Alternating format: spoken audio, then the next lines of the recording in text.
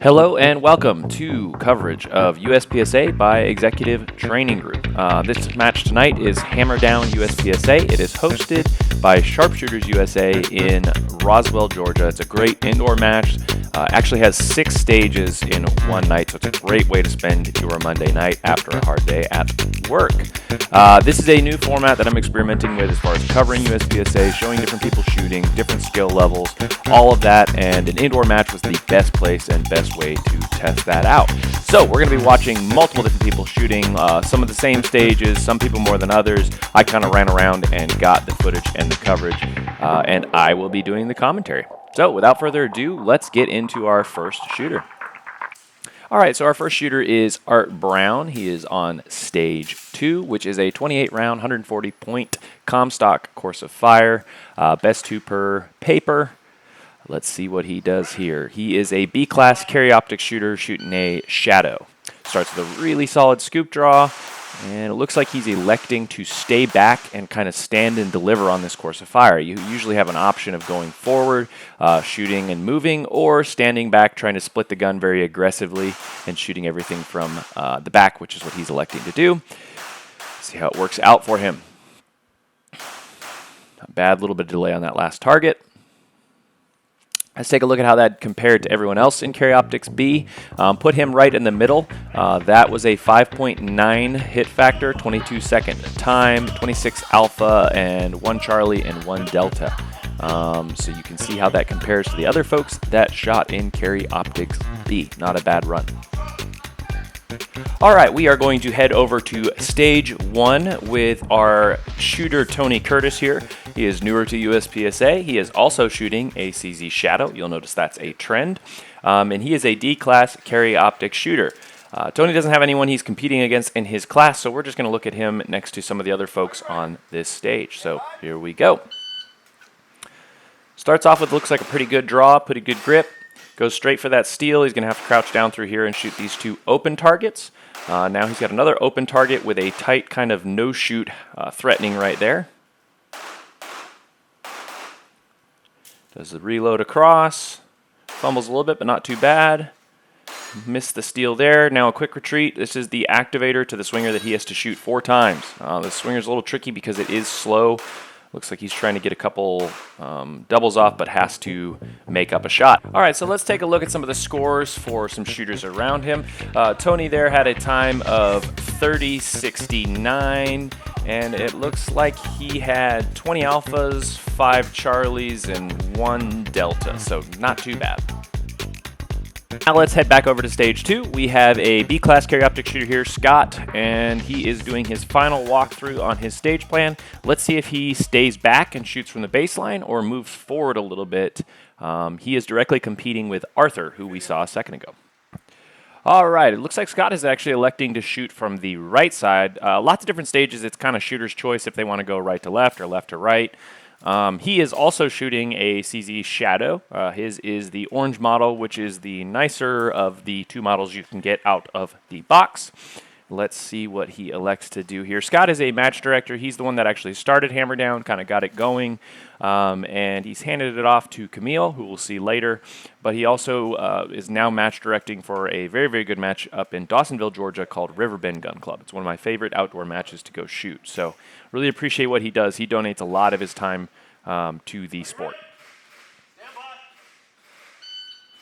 Pretty good little kind of a scoop draw. Looked like he might have wanted to scoop draw to a pretty solid grip. And he is electing to stay back, but he's being aggressive in that he's moving on those middle slasher targets there. A little bit of a standing reload for him. Looks like there wasn't one in the chamber, too. So he had gone completely empty, thought he left one in the chamber, but did not. That's going to hurt him a little bit on time. And as we can see, 20.56. So a good time even with the standing reload. What's really going to hurt him is the points. 19 alpha, 7 Charlies, 1 Delta, and that mic. If he didn't have the mic, he might have gotten away with it. 7 Charlies is a few too many. Overall, a aggressive attempt, but points hurt him a little bit there, that mic. All right, now we are heading over to stage 3. Stage 3 is a 26-round, 130-point Comstock stage. And right here we have Chris Jacobs. He is a very, very good shooter. He is shooting production, though, tonight. He will bounce all around and shoot carry optics. He'll shoot limited optics, but he is shooting production tonight, so let's see how he does. Very clean draw to a solid grip. A little bit of weight bias that held him in that corner. He's one of the few shooters that actually selected to shoot this from the right. Entering in, shooting that open from the middle. Interesting choice there. Engaging the partial, reloading again. That's one of the things about production is you might choose a very different stage plan than most people because you have to reload every 10 rounds. The magazines are capped. So let's take a look at how he did. So he had a 1993 time with a 5.2 hit factor under Bohannon, which was a 5.6 on this. He had 14 alphas, 11 charlies, and 1 delta. So it looks like really solid raw time, but just lost some of the points to Bohannon. And Bohannon is a very, very good shooter. So that was an awesome run by Chris Jacobs. All right, let's zip back over to stage 1 to watch a very good A-class shooter, Charles Kill, again with ACZ Shadow. Ripping out a good scoop draw there. Don't know if that's new for him or not, but it's looking pretty solid for him. In same engagement order as we saw before, a little bit of a reload there. It's tough to find a spot to reload. Shooting the steal on the move, which put him in position to go right to that activator. Unfortunately, looks like a little bit of the wall got in the way for him, so that's going to cost him a little bit of raw time. Now, overall, here's the standings. These are not in just his class. This is just from everybody. He was 7th on this stage. He had 17 alphas, 8 charlies, and 1 delta, and his time was a 2070. So considering the fastest time put up on the stage was an 1891 by Sean Pham, that was a really, really good run. All right, we have another A-class shooter, Matt Knight, here trying to knock Charles out of that position in A-class. Good scoop draw, again, shooting another CZ Shadow. And basically the same engagement order that everyone was choosing. I do think there was a more efficient way, and I believe this is the way that Sean snagged the stage win, along with shooting very well. Good work on the steal there. But was actually to engage those targets to the left of the port first, move forward, and then engage those. So finishing off strong with the swinger there. He had a 5.0 het factor compared to Charles' 5.3. Times were very, very similar. Points, he had 19 alpha, 6 Charlie, and 1 delta, but he snagged himself a no-shoot, and that's what knocked him out of the win on that stage for his class and division. All right, carrying on with stage 1. This is a familiar face. This is me, guys. I am shooting my Glock 47 with an SRO. I had a plan for this stage, but I unfortunately wanted to engage those 2 targets to my left that you see right after I engaged the target to the right of the no-shoot and the falling steel. I wanted to transition to those 2 out in the open and then finish with the ones in the port. Unfortunately, once I drew, I think the other plan was just already too written into my brain. So drawing out, engaging him, felt pretty good, felt good on the steal. Right here I was thinking that wasn't the order I wanted to do that and knew I had to kind of shoot those aggressive on the move. I was trying to avoid that kind of strange reload there. Pretty good movement, had a couple makeups on the steal, especially the makeup on the steal there, which cost me a little bit of time. And then, unfortunately, I had a couple deltas on that swinger. So, overall, it didn't end up being horrible. 1958, and with all the mistakes that I made, I'll take it.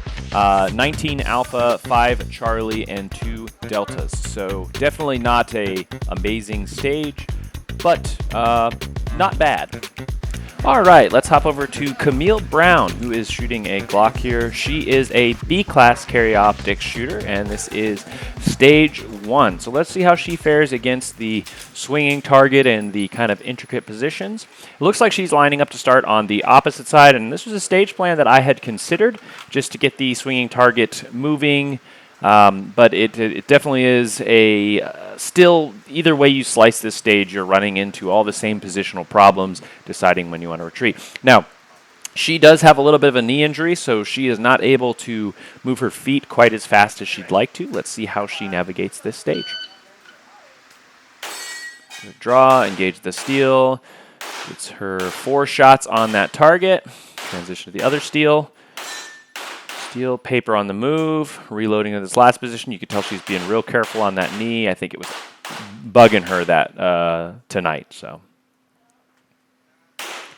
engage there, other steal, And yeah, right here, that port was actually pretty low, so I'm sure bending over like that and putting that weight on the knee didn't feel good. So let's take a look at how she did compared to the other shooters here. She had a 3.6 hit factor. She had 15 alpha, 8 Charlie, 3 deltas, and her time was a 27.62. So not too bad, just obviously a tricky stage, especially when your knee is injured. That low port will give you a hard time. So good run. All right, now we're going to head over to stage 2, and what we want to show you guys is just kind of a point of view of how some of these targets are tucked in. This is the stage where you have to make the decision, do you want to go up and open up some of those angles? If you can keep your feet moving and shooting, then moving forward a little bit might be advantageous. Or do you want to go for aggressive splits from a little bit further back? There's a lot of walls and hard cover to hit, so here we have some of the shooters walking it, trying to decide kind of what plan they want to go with. All right, now we're going to head over and check out a shooter, Pat Gibbs, who is shooting limited optics. He is on stage 3, the one that we saw Chris shoot earlier. He's electing to start from the left side. Now, limited optics is a new kind of hybrid class, if you will, that allows for some of these 2011s, these single action only guns to be shot. So Pat is shooting some sort of 2011 here. I do not know what brand it is with an SRO. Let's see how he does. Hunted a little bit for that hard cover, but not too bad. Coming over here. Pat is a super senior, so if I look as good as him at his age, and if I shoot as good as him at his age, I will be very happy. A hard lean there for everyone, and finally another hard lean to finish out strong for Pat. Looks like that shook out all right for him. He has 16 alpha, 8 Charlies, 1 delta, and 1 Mike that got away from him. But with that raw time being 25, that's pretty impressive that the fastest limited optics shooter shot it in 20 seconds, and he was within 5 seconds of him. So good shooting, Pat. All right, we are back to stage 2, and we are watching Charles Kill go through a walkthrough, making some final maybe mental notes as he is up next to shoot this course. It looks like he's planning on moving forward a little bit more, so we'll see if that allows him to be a little bit more aggressive in his shooting. I definitely think that for as far as the 2 stage plans go, this was what I decided to do. I think it opened up the stage a little bit, and if you can kind of separate your feet from your gun and just put yourself in the right position, it shouldn't really majorly affect your splits. Now, one of the really nice things about having a heavier gun like the Shadow is you can be very aggressive with your splits, and if you're doing everything you need to do with your grip and all that stuff, you can be putting out, 1.5, 1.6 splits and stacking alphas with that gun. It's one of the really, really nice things about a heavier gun. So let's see how Charles does here. Again, scoop draw looking pretty solid for him. I don't know if that's a new addition, but that definitely shaves off a little time if you can do it right, as long as it allows you to get to a consistent grip. That's what's tricky about the scoop draw, and he is keeping his feet moving and doing a good job of slowing down on that no-shoot target, and what a good run right there. That ends up being a stage win for Carry Optics, and a 9.4 hit factor, a 13.74 time, 23 alpha, 5 Charlie. Very, very good run for Charles Kill, the A-class Carry Optics shooter. All right, and jumping right into Matt, trying to keep up with Charles here. He had a really good run going, but just wasn't quite able to execute as good as Charles did. Some of the transitions just a little bit slower than Charles there. Again, deciding to stand back. Still a very, very good run. This was 5th overall, but yeah, when you decide to stand back at that baseline, it does put a lot of pressure on your marksmanship, your ability to nail specific spots, shoot aggressive, and it's definitely a tricky way to do it. So with all that being done, let's take a look at stage 1, just some of the overall top 10. Alex taking the win there as an open A shooter, very solid shooter. Notable thing here, Sean Pham with the Carry Optics win, only 2% off of Alex with an open gun. Pretty awesome there. And then also Scott Hosworth with a 88% and a Carry Optics second place as a B-class shooter is very, very awesome there. So that is the top 10 on stage 1. Now taking a look at the overall on stage 2, we have Hector with PCC crushing it there by about a 6% lead there. Charles coming in on 3rd for Carry Optics. That is very, very awesome. Other than that, we have Luke Nelson, B-class shooter, hanging up there nice and high.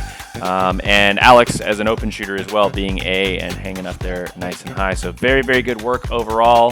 Top 10 for stage 2.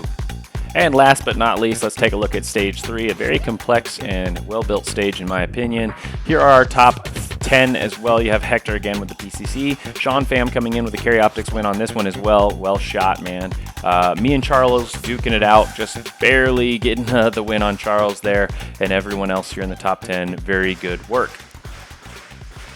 All right, we are heading back over to stage 2 where David Knighton is getting ready to shoot. David is a really strong shooter. He is shooting a shadow as well. This stage did give him a little bit of trouble. He just had a couple sight pictures, some confirmation issues he didn't feel confident in, had to make up a couple shots here and there. Really, really solid draw, but ultimately led to him having to make that shot up. And that's what you'll see with a lot of people who utilize that scoop draw is they get the gun out really quick, but if they're not confident in their grip, they end up losing a little bit of that time. So it is a pro and a con at the same time. If well executed, it's awesome. So that put him at a 7-8 hit factor, 1666 total time, 24 alpha, 3 Charlie, and 1 delta. Overall, a pretty good run. And we are going to jump immediately into my run on stage 2, where I actually forgot to start my hat camera, but then put it on. So we'll roll that footage in here for you as well so you can see what's going on from my point of view. Started off pretty strong. Like I said, elected to move forward, which meant that there was going to be more movement in here.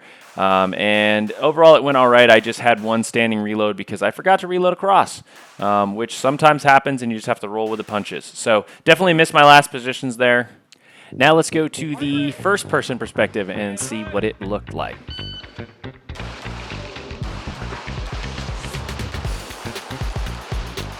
Could have split a little faster, shot a little more aggressively, but transitions were on point. It's simply that I forgot the reload where the stage kind of comes apart for me.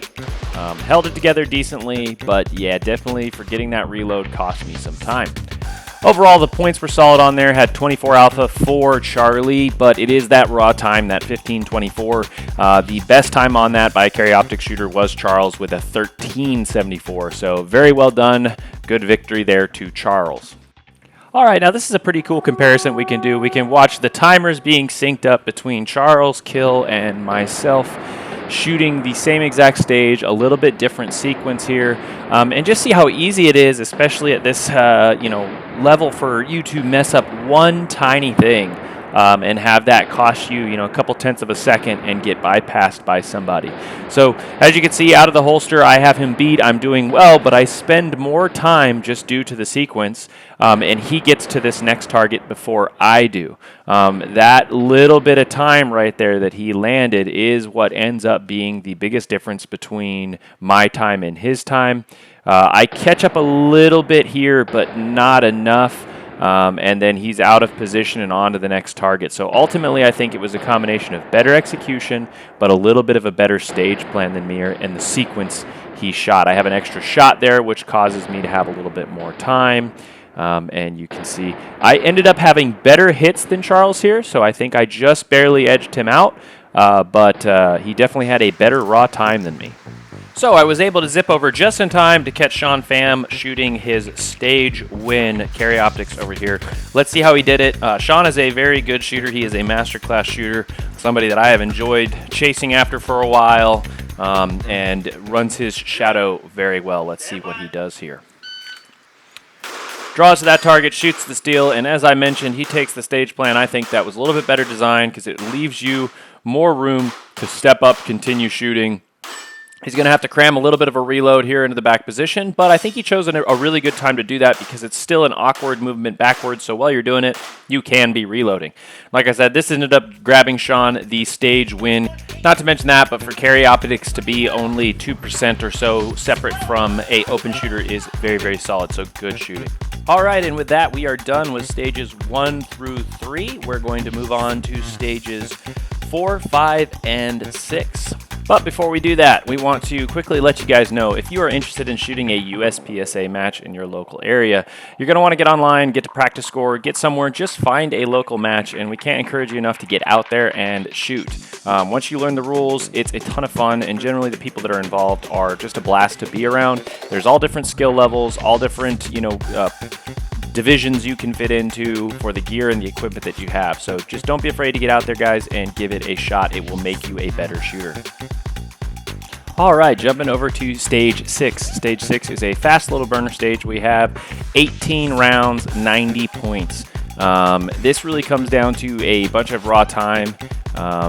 being kind of the main objective here, but you really can't drop too many points. So here I am shooting stage 6. Right off the bat, the draw didn't feel bad. I think the strategy here was a little too points heavy. I could have let in some splits go a little bit more and gone for raw time. So that put me 4th overall, which is not bad. Raw time of a 842 with a 9.7 hit factor. Only dropped 4 Charlies, so good accuracy. But got to hand it to David Knighton on this one, who put up a 10.6 hit factor with a 789. That is insane. Good shoot, my guy. And while we're over here on stage 6, we might as well watch Charles go ahead and burn this down. See how it goes for him. Again, that CZ Shadow with its nice light trigger, how heavy it is. If you can dial in the performance on that thing, get your grip correct, it can split very fast and very accurately. Again, good scoop draw. Looks like it's really working from him. I love that transition. Pushed it a little bit here, but again, aggressive was the correct play for this. That comes out to be a 8.6 hit factor, 809 raw time. Unfortunately, he dropped 8 Charlies and 1 Delta, and those points on such a sparse stage really hurt him, but still a very solid run, 7th overall. All right, let's jump over to Amanda on stage 5. She is shooting production. She's our favorite left-handed shooter. Just a blast to be around, always a positive attitude, and just love watching her get better and better at shooting USPSA. Never in a bad mood. Don't think I've seen her in a bad mood once. Let's see how the ladies are faring on stage 5 here. We have Camille, Brenda, and Amanda, and we are seeing a 11.9, a 14.7 time, 13.76, so all relatively within the same time window. Brenda looking good up there with a 519 hit factor, 8 Alpha, 7 Charlie, 1 Delta. Camille just behind her, a 4.07 hit factor, and then Amanda just right below that. So these ladies are always giving each other a run for the money. Speaking of the ladies, let's see how they fared. At the end of the match, Camille had a win with 52%. Brenda right behind her, 47%. And Amanda, she ran into some troubles on some of the stages. She was down there at 32%, but well shot, guys. Speaking of stage 5, here's a look at stage 5's diagram. The slashers in the middle are probably the most difficult part because you have to kind of hit them on the move if you want to be aggressive with this stage. With only 16 rounds out there, it's very easy to lose points on this stage. Here is Jake. He is a B-class carry optic shooter. Let's see how he does. Starting with what looks like a pretty solid draw there to that next to that barrel. Slightly moving on the partials. Looks like he handled that well. A little bit of delay on that second partial, but overall a good run. Let's see how that stacks up with Charles Kill taking the carry optics win on that. Jake was a 8.0 hit factor and an 891 total time, 12 Alpha and 4 Charlie. So overall pretty good. Just a little bit of raw time that could have boosted him, but very good shooting, Jake. All right, now we're going to take a look at stage 4, Little House. This one was interesting because the last 3 targets that you shoot at actually have to be engaged with your weak hand only. So with the X's at the front, it made for some very interesting stage plans and a bunch of grumpy shooters. So here is J. Tim shooting a Glock. He has started getting a little bit more addicted to USPSA, which is awesome. He's a very solid rifle shooter and handgun shooter. Love competing against him in 2-gun and love seeing him get better at USPSA. So this actually ends up being a decent stage for him, puts him in the top 5 for carry optics with a 3.9 hit factor, 1721 raw time, only dropped 1 Charlie, so a very good run for J. Tim there. All right, guys. Well, I wish I could capture every single person's runs, put them all together. That would make for one heck of a long video. So first of all, thank you so much for watching. If you saw yourself in the video, awesome. If I didn't get you, I apologize. I tried to get as many random people as I could. Let's take a look at how stage 4 broke down overall. We have Alex in open taking the win on that stage, followed by Hector with his PCC, and me right underneath that. Some really good honorable mentions here is Ross being a B-class shooter up that high, and then Scott getting 10th as a B-class, J. Tim being unclassified as well, and Chris Jacobs, you know where you're at. You're not really unclassified, but still very good for a production to be way the heck up there. So good shooting, Chris. All right, let's take a look at stage 5. There's a couple things to mention here. First of all, Charles Kill being an A-class and winning with carry optics. That's awesome. As well as a open shooter, A-class taking the stage. Very, very good. Other than that, the production shooters being that high up and beating some of the carry optics guys, good shooting guys, that's awesome. And last but certainly not least would be stage 6. This was a good stage. Big shout out to Alex taking the win as an A-class open shooter. David Knighton had a crazy fast run on this at a 10.64 hit factor, just below an open shooter's. That's really, really, really good shooting, man. Saw you hit that home run. Sorry we didn't catch it on camera. All right, first let's look at the overall results. The top 5, we have Hector with his PCC. We have open Alex. We have myself, then we have Mike shooting open as well, and Charles Kill. So really, really cool to see 2 A-class shooters up there near the top of the match. You guys shot very, very well. Moving on to the top 5 for carry optics, myself, Charles Kill, Sean Pham, David Knighton, and Matt Knight. Really, really good shooting, guys. Charles, we're going to get you to M pretty soon, man. You're shooting very well. And unfortunately, obviously, there were other winners, but there were not a top 5 in the other categories. So good shooting overall, guys. Really hope you enjoyed the format for this video. Hopefully, maybe you can show some of your friends and family what it looks like to actually shoot USPSA and helping the sport get better and a little bit more popular.